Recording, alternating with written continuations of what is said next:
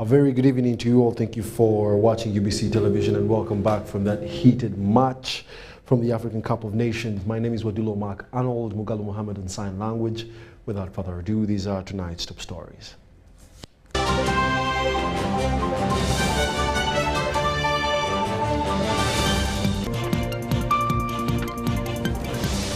Vice President Alupo hails Fields of Life as they mark 30 years. Betty Kamia urges leaders to be vigilant in their areas. Rwandan smuggler shot dead on Ugandan side of the border. And Obongi Sea cow arrested over mismanaging 30.6 million PDM funds.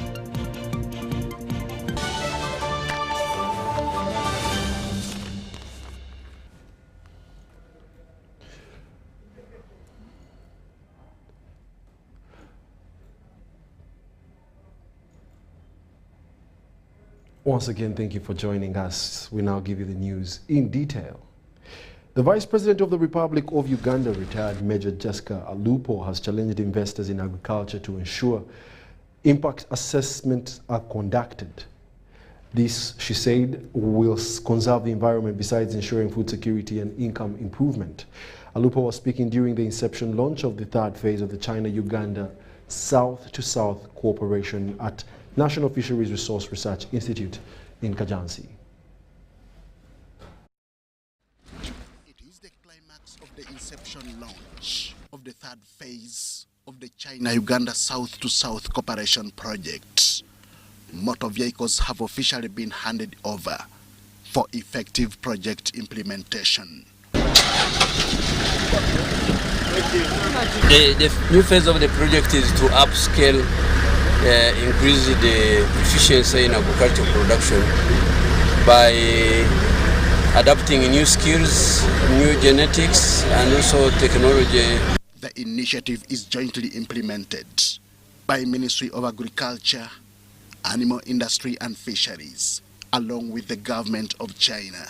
So agriculture must be environmentally friendly, and with a very harsh environment and the failed weather conditions, agriculture is not possible. It is a matter that Vice President Jessica Alupo alluded to, emphasizing the need for conducting of environmental impact assessments. As we endeavor to transform our people to achieve food security or to fight food insecurity, we should be mindful of the preservation and protection of our environment, because we are all aware about the consequences of environmental degradation. She encourages more Chinese to invest in agriculture, challenging Ugandans to take advantage of the newly launched South-to-South Project 3. Especially in agro-processing and building market linkages. I equally would like to encourage our Ugandan farmers to make use of these Chinese cooperants for knowledge and skills transfer, as well as increase in investment in agricultural production and processing as catalysts for household transformation. The Uganda-China South-to-South Cooperation Project is a mutual sharing exchange program. It targets upscaling commercial production in cereals, livestock and fish. We are strategizing to produce close to about 1.7 million metric tons of fish, out of which 1 million metric tons is going to come from aquaculture. With our joint efforts, the practical cooperation in various fields keeps on developing and has yielded substantive results for both countries and peoples. People are producing millions of tons in a very small area, and that's where we want to go, and we welcome the Chinese assistance and also the support from FAO as a catalyst to things to happen. Other development partners are equally hopeful in the initiative. The UN recognizes and applauds this spirit and generosity, and our appeal to other developing countries is to step up to this challenge, recognize the achievements of South-South cooperation so far, and collaborate more. This phase, phase 3, will look to assist another 10,000 farmers located across 30 districts of Uganda. The third phase of the South-to-South cooperation project will be jointly funded by governments of Uganda and China at a tune of over $12.5 million US. This will run for a period of 3 years, from November 2022 to November 2025. Henry Okrut, UBC. Okay. In another development, the Finance Committee of Parliament has recommended that Uganda Revenue Authority be allocated 280 billion shillings to enable it collect adequate revenue to finance the budget. The chairperson, Finance Committee, Dr. Kefa Chiwanuka, says that no new taxes will be introduced in the financial year 2023-2024 since the economy is still recovering from the COVID-19 pandemic. Members of the Budget Committee of Parliament have Thank expressed the you. need to seek for more sources of revenue to finance the 2023-24 financial year budget. This, but for all members of Parliament, the implication of this is that people are paying tax, they will expect service, but there is no money to actually provide the service. So I agree with you, Chair, that we need to ask ourselves, where do we get the revenue? In the budget that we are discussing, almost 20 trillion is going to interest and principal loan repayments, and that is a huge. When we consider that we are looking at 49 trillion, and 20 trillion is going into loan repayments, including principal and interest, then there is a need for us to worry. The Finance Committee was informed that no new taxes are being introduced in the financial year 2023-2024, and therefore URA is requesting for additional financing equivalent to 248.18 billion shillings for retooling and structural review.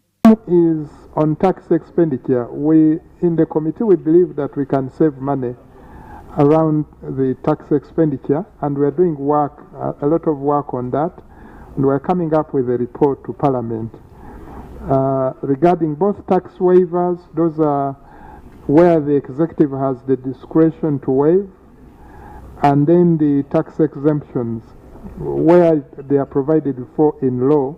Some members of Parliament said it should be in the interest of the Finance Committee to mitigate increasing domestic areas, while others on loans that are not performing. Much as we are making commitments to pay domestic areas, but it should be in the interest of the Ministry of Finance to ensure that we mitigate increase in domestic areas. The loans that we have been borrowing are falling due very soon. So the Finance Committee would give us a better service if they analyzed the aging of those loans to understand the impact it will have on the economy. Because the Education Committee, while presenting their report to the Budget Committee, recommended that Chambogo University be given 34 billion shillings to help it reach the level of a national university. Being a Chambogo veteran, I kindly request, it's not being selfish, but Chambogo has been left out on several occasions. Can you help Chambogo to at least reach a level of a university that qualifies to be a national university? Those dilapidated structures. The committee also recommended for 110 million for primary and 400 million for secondary schools to help in wage and recurrent budget, not for development, as some MPs thought. 80% cut. So if the Budget Committee can support our committee that the Minister of Finance reinstates this 170, actually most of your questions will be answered, because it even includes the additional money that we need to grant aid to more schools. The report from the Education Committee indicated that Ministry of Finance proposed to cut the budget for sports by 64%. The President, Federation of Uganda Football Association, Moses Magogo, said Parliament in financial year 2021-2022 appropriated 47.8 billion shillings to the federations, which was not released, and this affects their output. And the appropriation, And when it comes to the release of the funds, as we speak today, 50% of the budget has been spent. And the ministry confirmed that actually they have spent 50% of the budget. But we are aware that in the sports sector, there are some federations that have received nothing, zero, completely. Some have received 10%, some have received 20%. And yet the whole budget has been spent 50%, meaning some sectors have even been paid over 50%. So it's a question of priorities. I'm Nafka Farida and Gloria Gwetavinji.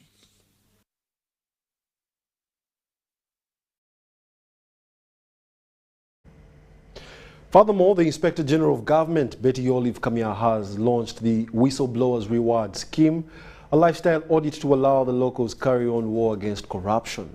In her countrywide tour, IGG Kamia urged locals to task government workers how they accumulated wealth that doesn't commensurate with their respective wages. The Inspector General of Government, Betty Kamia, is on a countrywide tour sensitizing the public against corruption.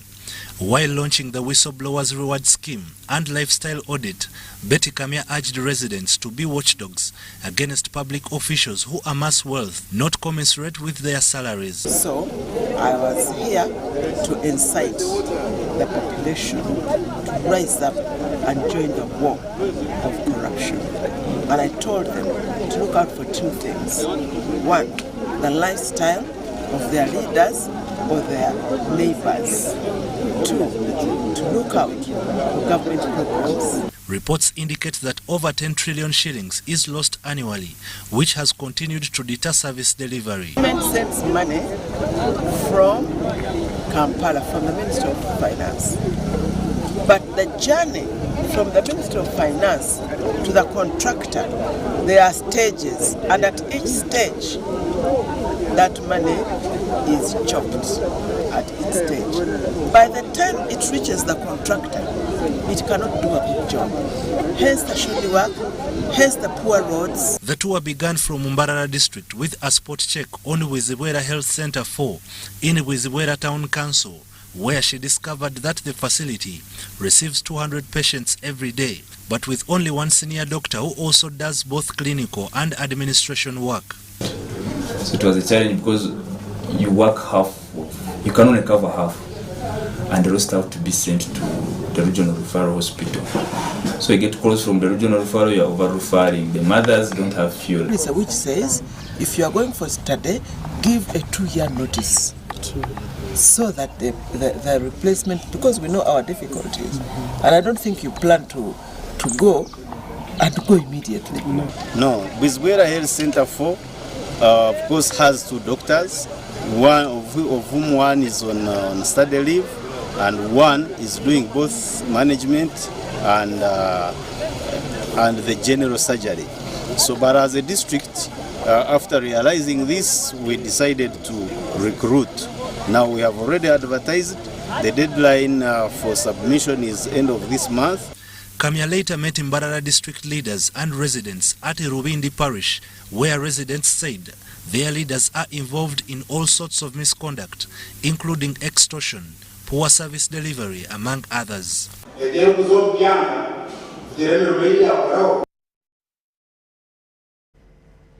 Vice President Jessica Alupo has hailed the work of Fields of Life for the transformational work they have done since establishing offices in Uganda 30 years ago. Field of Life is a Christian-founded non-governmental organization with operations in East Africa and worked with 159 schools in 50 districts of the country. Details in this report. 2, 1. Ladies and gentlemen,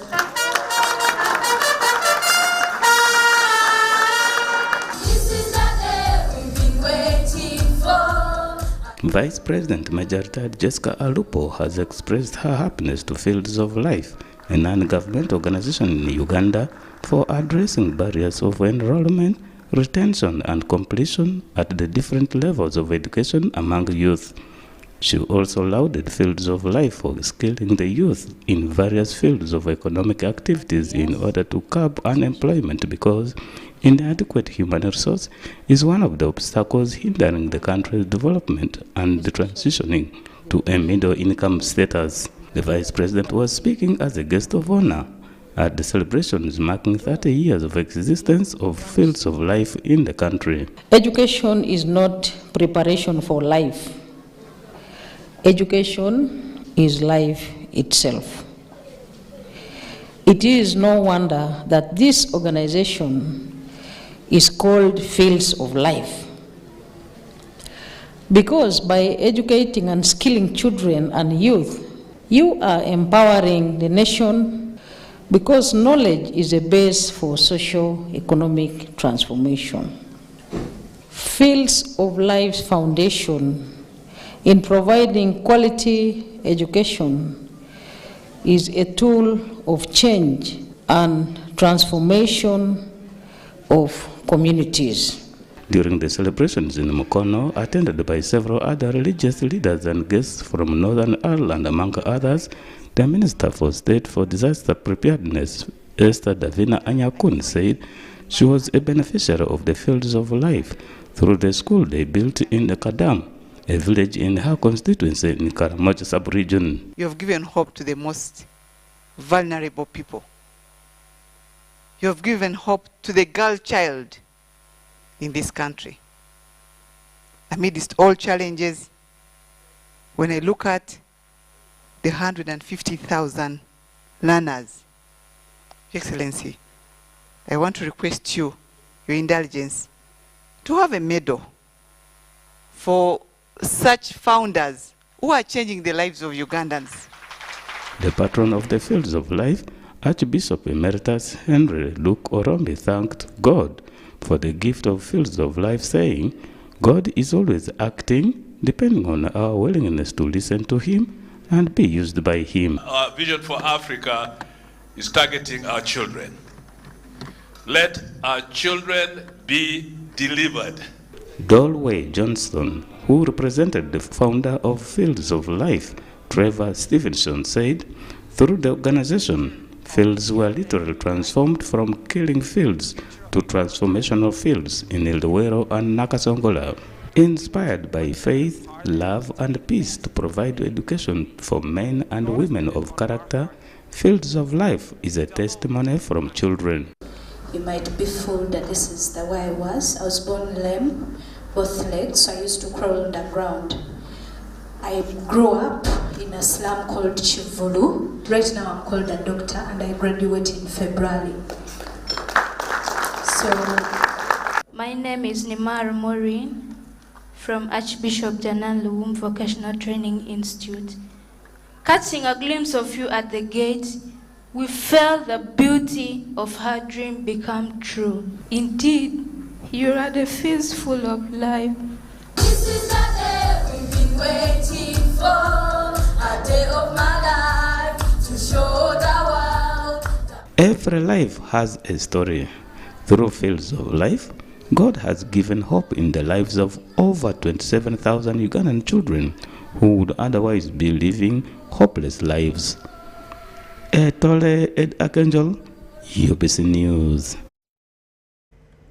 Yes, and over $3.5 billion is expected to be invested in the oil and gas industry in 2023 as the country strives to achieve commercial oil production target by 2025. In a media engagement, Ruth Nankabirwa, the Minister of Energy and Mineral Development, assured stakeholders and the public that the oil and gas project implementation timeframe will be achieved. Details in this report. On the 24th of this month, President Yoweri Museveni will launch the spudding of oil wells at Kingfisher Oil Field in Buhuka, Chikube District. This milestone event will put Uganda on an oil and gas production course, says Ruth Nankabirwa, the Minister of Energy and Mineral Development. The ministry is also working with the Ministry of Finance, Planning and Economic Development to establish the Local Content Development Fund. I know people are interested in knowing when shall we establish the Local Content Development Fund, which Ugandan companies will be using to build the capacity. So I'm working with the Ministry of Finance because by law, they are the authority in establishment of whatever kind of fund. The key ongoing project activities include enabling infrastructure works, detailed engineering, procurement, supply, construction and commissioning, drilling and wells and geoscience. And so the one that will be drilled next week, will be launched next week, is the first well production well. The first well that will produce oil in the Kingfisher field. There will be other wells in the Kingfisher field, and they will be drilled after this one that has started. After they drill the well, they can actually close it in. What they do after they drill it, they test its levels of production, they confirm that the production they expect is in the levels they expected, and they close it in, and they go and drill other wells. Government pledges to promote an efficient cost environment and undertakes economic analysis for oil and gas projects to ensure that the profitability of the projects is maintained and that government's take from the oil and gas resources is not eroded. The Tilenga industrial area. Okay, so that is proceeding well. I will start with the infrastructure, the enabling infrastructure. That is ongoing well. The contractors are in field, they are approximately 20 to 25% complete. Then there are alley works which are being done in Tanzania, and those alley civil works, I think even the minister spoke about them. They are again also being done in Tanzania, like fencing, topsoil relocation, and so on. The results of the evaluation indicate that the total cost of developing and producing a barrel of crude oil is estimated at $17.73 per barrel. With the East African oil crude pipeline tariff set at $12.77 per barrel, the projects remain commercially viable for government and oil companies at a discount rate of 10%. Dennis Igoa for UBC News. Uganda Broadcasting Corporation Deputy Managing Director Maurice Mugisha has underscored the importance of proper feeding for good nutrition. Mugisha was speaking at the launch of a book From Garden to Gut by Doreen Mwesiga at an event held in Kampala. Can we say Fene? A new book From Garden to Gut is on bookshop shelves in Kampala. Authored by Doreen Mwesiga, the book is a must-read. It is a detailed, comprehensive outlook on food and generously offers helpful suggestions on preparation of wholesome food and proper eating habits. The Deputy Managing Director UBC, Maurice Mugisha, who was a special guest at its launch in Kampala, lauded it as a very important handbook and a must-have. This really is good for me. I will be taking a book home because I think it's important that we eat healthy, and I'm excited that you speak to the fact that what we eat really is who we are, and I agree with that. You look like you're 30.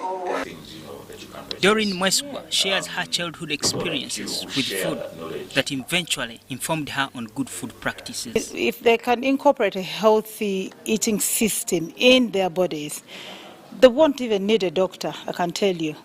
The medicine is right before your eyes, and that's your food. Mwesiga advised readers to be very mindful of what kind of food they eat and how they prepare it. Ali Kamlegea Asaba, UBC News Tonight. Furthermore, the Business Process Outsourcing Council has committed to establish an infrastructure to facilitate the contribution of private sector in job creation. The Council Chairperson, Professor William Bazeo, has reiterated the need for this special portal to expose the country's labour force to potential employers. The engagement between Ministry of ICT and National Guidance, Business Process Outsourcing Council and the private sector is intended to create a direct linkage between potential job seekers and potential employers. Hold hands to ensure that we strengthen the ecosystem of the innovators and also the ecosystem of business process outsourcing. Business Process Outsourcing Council leadership has pledged to establish a database for talented and skilled human resource for private sector to tap in. How many people are skilled, for example, to work in this industry? If you are talking about the agricultural industry, how many people are skilled, and we will have a database so that the private sector will have now access to this database. Currently, Uganda, we do not know how many people are unemployed, how many people are in the country, how many people have left, but we will have now an opportunity.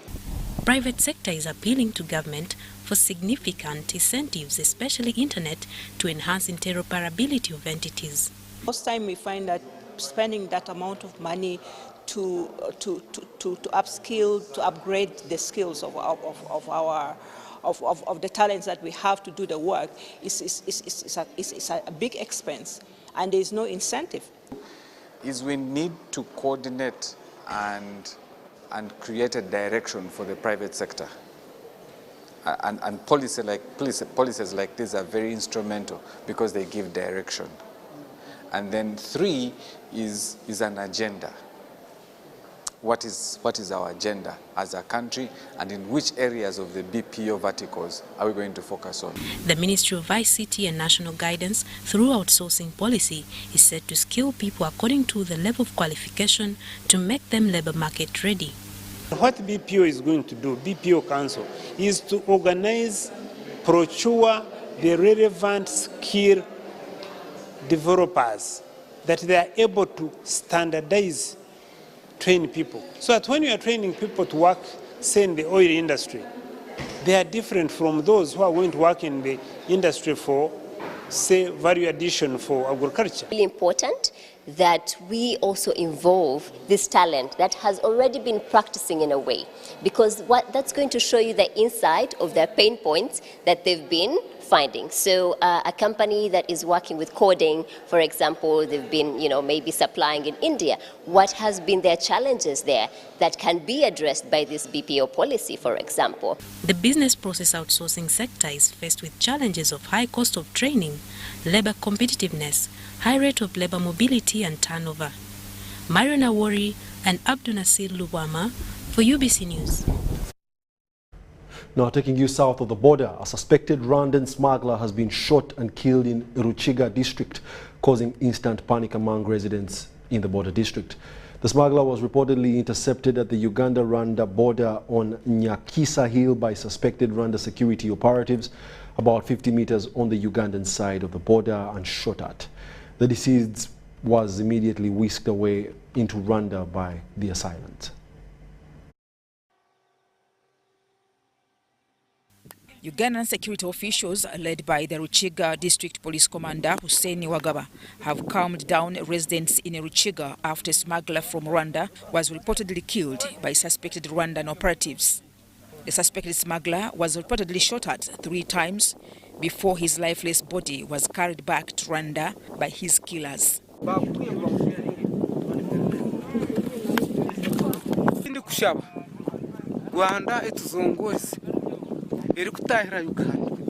Police, while examining the scene of crime, urged residents to calm down as security sorts out the incident.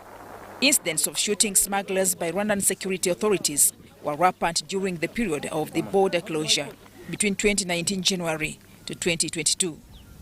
Residents of Chiruhura Mpororo say that they heard 3 gunshots on Nyakisa Hill near their homes with 3 armed people pursuing a man. The chairman LC1 Chiruhura village, Abel Bahika, explains that he heard 3 gunshots.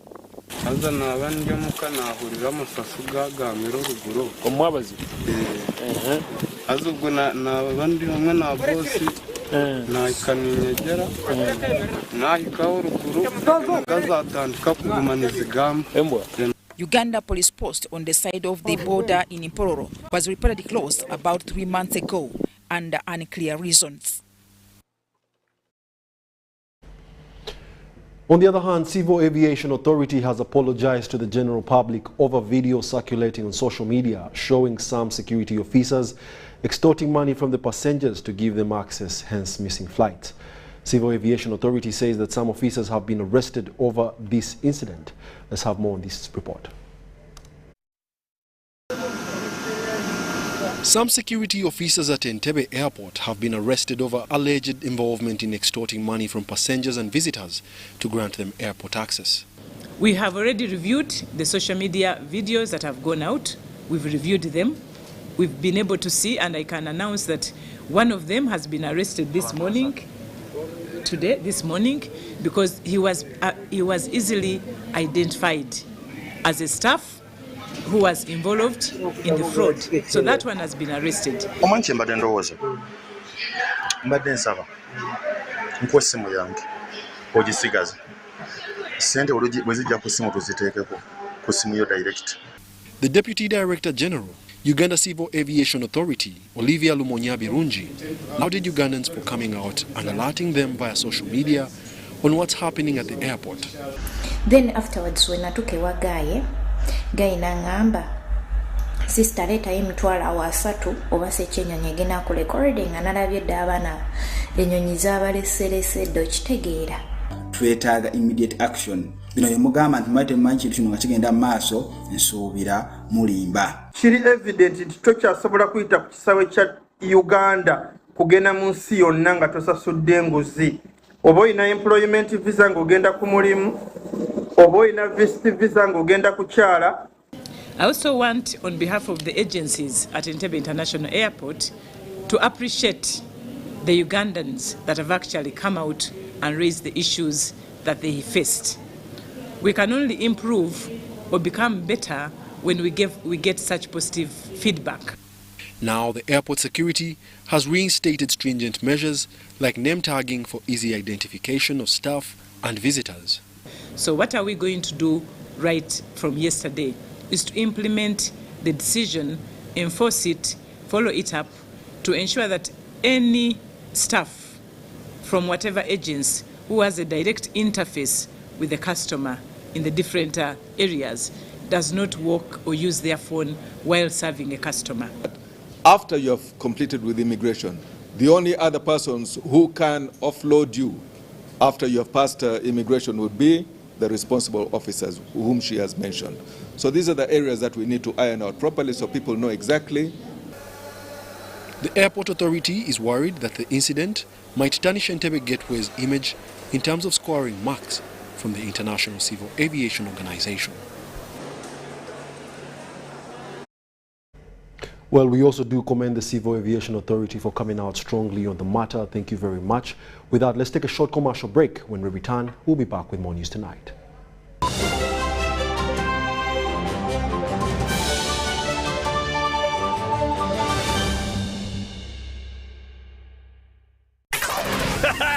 It's super fast internet. Oh, it's a super camera.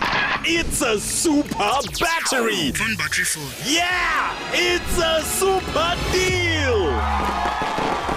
Get the Kabode Super from MTN now at a reduced initial deposit of only 49,000 shillings and pay the balance in Pola for as low as 833 shillings per day. Grab this Super Kabode deal this Christmas and get 2 GB of free MTN data every month for 8 months. Get the Kabode Super now from any MTN shop countrywide. Everywhere you go, MTN. Regulated by UCC.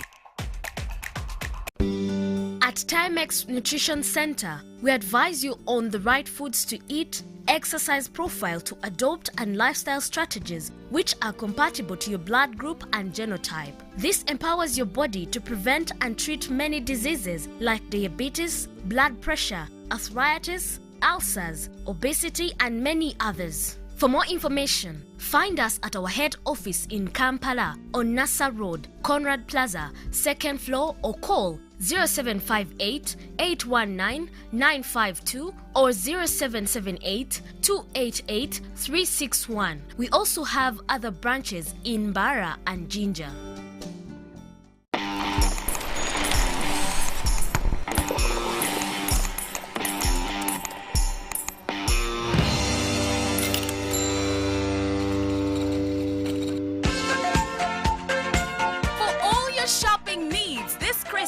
Come to Capital Shoppers. We have a variety of items like gift hampers, foods, garments, cosmetics, and all sorts of drinks. Enjoy your shopping experience this festive season at affordable prices in our fully stocked branches in the following areas: in Tinder Station Road, opposite Makere Business School along Port Bell Road, Duster Street opposite Nakasero Market, and Garden City on Yusuf Lule Road. At Capital Shoppers, we offer you value for your money. To all our customers and suppliers, we thank you for your continuous support. We wish you a Merry Christmas and a Happy New Year.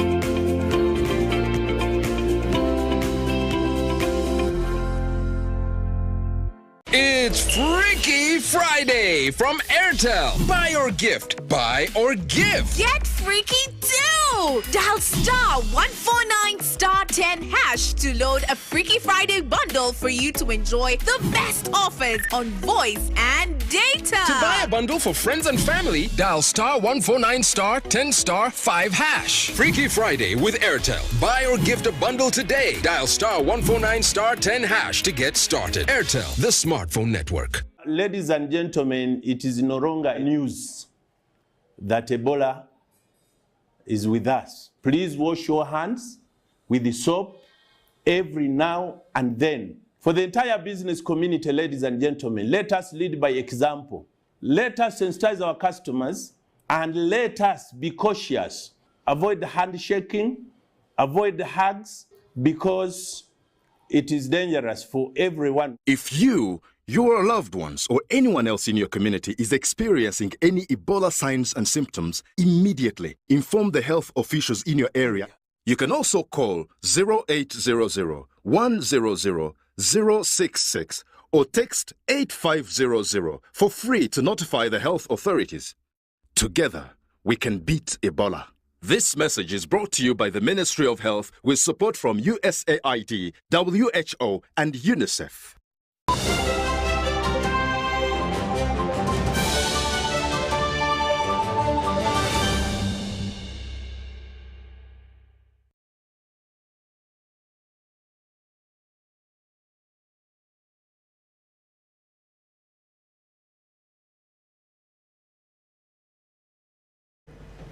Welcome back. You're still watching the UBC News Tonight, broadcasting live from Nile Avenue.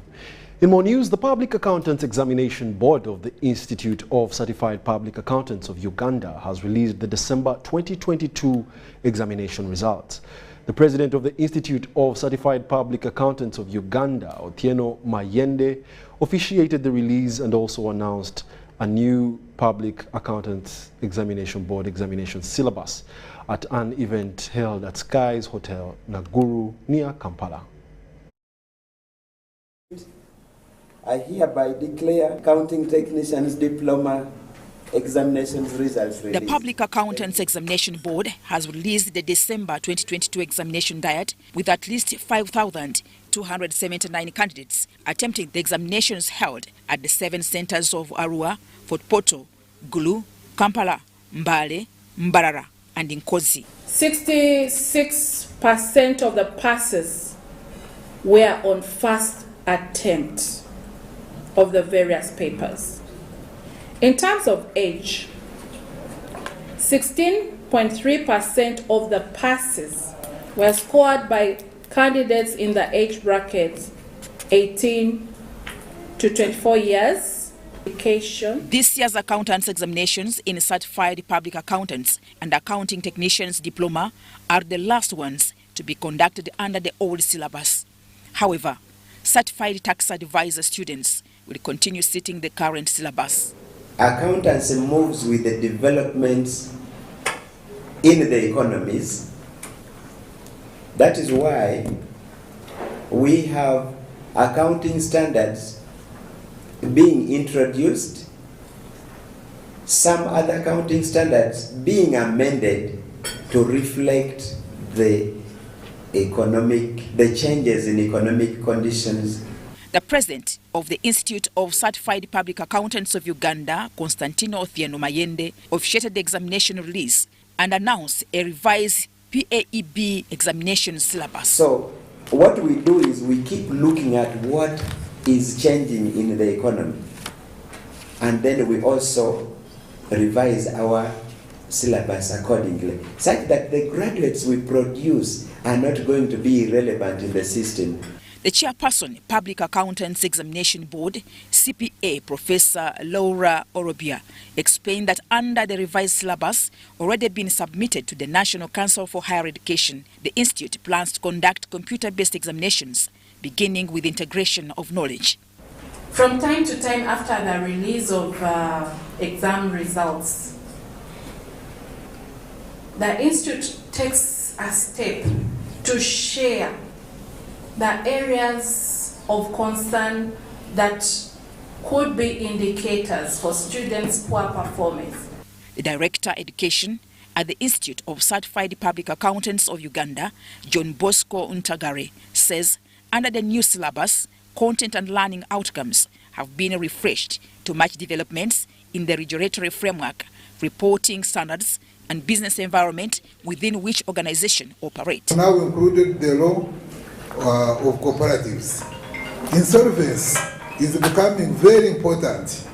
We have included insolvency in our syllabus. Entrepreneurship used to be spread in various subjects. We have now consolidated it and made it and combined it with economics into one paper.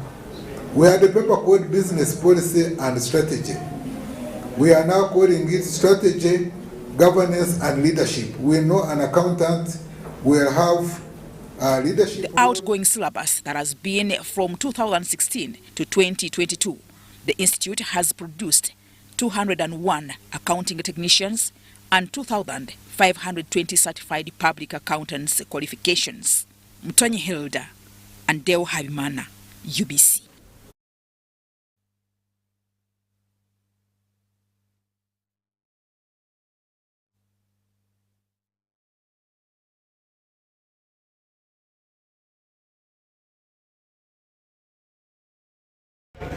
Money was actually stolen by a former cow of Moya in the names of Andrew Ero, who is now the current cow of Obongi district. And I am glad we have recovered the money for the people of Moya district. The money I'm talking of is the PRF fund, the parish revolving fund, which is supposed to go to the circles to benefit the people, to get the people out of subsistence. So for us as parish development model, our style of doing things is give us the money, we take the money to where it is supposed to be, we implement the president's directive. We do our job the way we were told to do. So I am glad that today we have recovered our money, and from the billions that were lost, I'm happy to let the whole country know that at least this could have been the last person who were looking for to pay the revolving fund. And I am very glad that we have been able to recover the people's money. This money is not for anyone, but it's some money for the people in subsistence economy. We don't pose for pictures. We are facing... That's Jovin Kalisa, the coordinator parish development model, who has warned public servants from mismanaging parish development model funds. Of course, this was after the arrest of the Chief Administrative Officer of Obongi District, Andrew Leroux, for mishandling PDM funds worth 30.68 million shillings when he was cow in Moya District. In another development, the South Koreans have embarked on a skill development training that aims at enhancing and stimulating child's minds and imagination through increasing their creativity using artwork and primary schools. This entrepreneurship skill innovation is also fostering the children to save and protect the environment with local waste in Mitiana district. A team of South Koreans and nurturing school-going children at St. Kizito Primary School in Sekanyonyi Sub-County, Bukoba Parish, Mityana District, on environmental protection, saving and responsible future citizenship through artwork entrepreneurship skills. This artwork is teaching them that you can reuse waste material to produce something that is of value. For example, they are using paper that has been made out of sugarcane waste. So this is one way of teaching the young children to save. It is another way of teaching the young children to protect their environment, but it is also another way of teaching young children to be mindful of the resources that they have, that they can transform into economic benefits. The Mao Gumgo Korea Social Enterprise Young Savers Club Conference is empowered by Uganda Federation of Community Credit Cooperatives with funding from Korean Federation of Community Credit Cooperatives. Andrew Chepa, Chief Executive Officer, Uganda Federation of Community Credit Cooperative, says the initiative will sustain children in schools and transform their livelihoods. We believe that there are many gifts and talents that can be identified at a very early age. And if we nurture these gifts, we can take care of the employment problem that this country is facing. So what we are doing today is to start this nurturing process as early as possible, to teach children to be innovative, to teach children think they can work with their hands and be able to earn an income and be able to make their lives, their families and their communities better. Team leader Dong Yung Kim observed that creative art education promotes talents of children for sustainable growth. Drawing is very left to head and assembly is right to head. Together make more than. Yeah. So children is very important 2 point. I want to Africa children experience. Bukoba Parish Chief Sandy Francis appreciates the Korean initiative for fostering children with real skills and urged Ministry of Education to embrace it. This is a right time and this is good to admire people of this parish. So these younger people, at the end of the day, I hope they will be getting something in kind of money such that they can save. I have learned to do arts. I have learned to save money in MG Bank and to protect environment using arts. Sudat Kaye and Robert Whiter, UBC News. Police have called for motorists to process proper ownership documents to facilitate policing exercises in case of requirement. This comes amidst complaints of stringent conditions for someone to get back their motor vehicles from the police stations. The Deputy Police Spokesperson, Kampala Metropolitan, Luke Owesigire, has called upon the public to ensure proper ownership documentation of motors to speed up police interventions.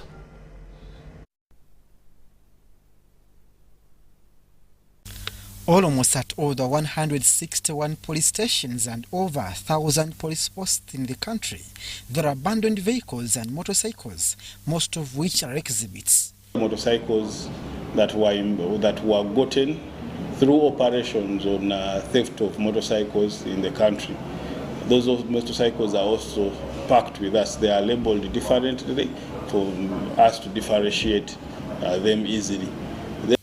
Police affirms stipulations under the law which permits for the storage of these motors. These motors are impounded through different traffic operations.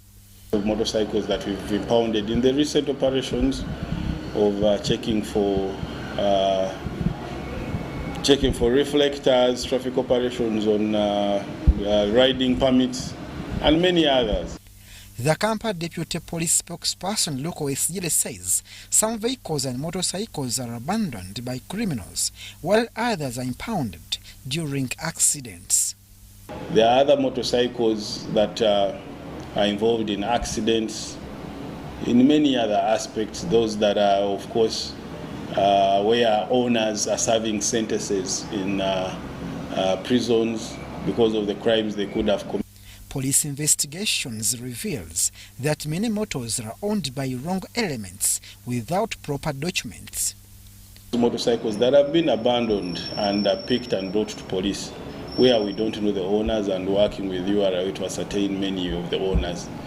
For someone to get a vehicle or a motorcycle from a police station must possess legit documents of ownership. Absence of the right documents has contributed to the increasing number of unclaimed motors on stations.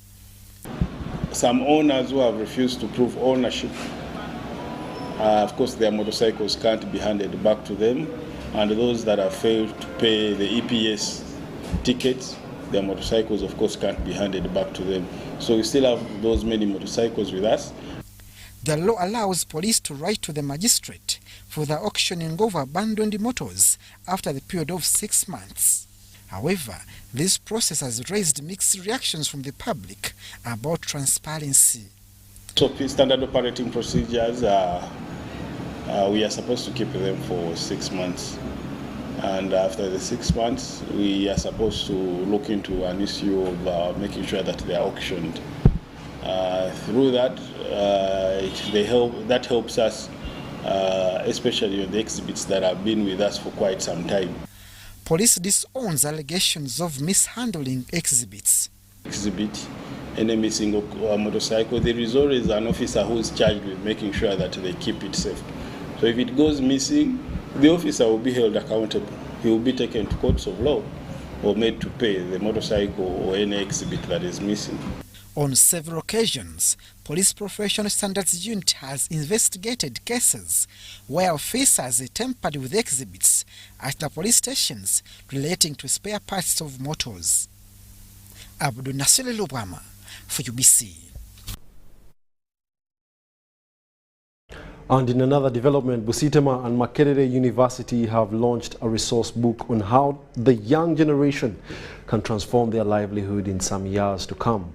A lecturer at Busitema University, Dr. Joseph Mpaji Luanga, says that the educational resources address the biggest obstacles to development in Uganda and how they can be overcome. He was addressing the media at Makerere University, Kampala. University, Dr. Joseph Mpaji Luanga says the resource book initiative has taken both universities 5 years and has been under scrutiny. The research aims at ensuring that there is mental clarity that guides the empowerment goal from education to be effectively directed to utilize development which is missing in schools. Specifically, these books aim at addressing or correcting our blindness as a country we suffer towards development. We want to correct this blindness in young people, that when they come of age, they will not have this obstacle that is retarding our development. Dr. Mpaji Luanga says people will be able to know what should be done rightly to alleviate people from poverty. We are going to look for a suitable publisher that can take over the role of producing them, and then we shall focus on promoting the use of these books, because we know that even when we write books, there's a challenge of a poor reading culture. The research was undertaken by a group of researchers that were exposed to settings in the outside world and realized there is a problem in Uganda and Africa at large about mindset change among the youth. So we had been exposed to settings outside in Europe. We had traveled extensively in Africa. So we had come to a conclusion that was a challenge, not only in Uganda, but across Africa. Dr. Luanga says the intervention is seeking to ensure that the upcoming generation does not get the challenge of unemployment, but acquire demand-driven skills. Sudat Kaye, UBC News.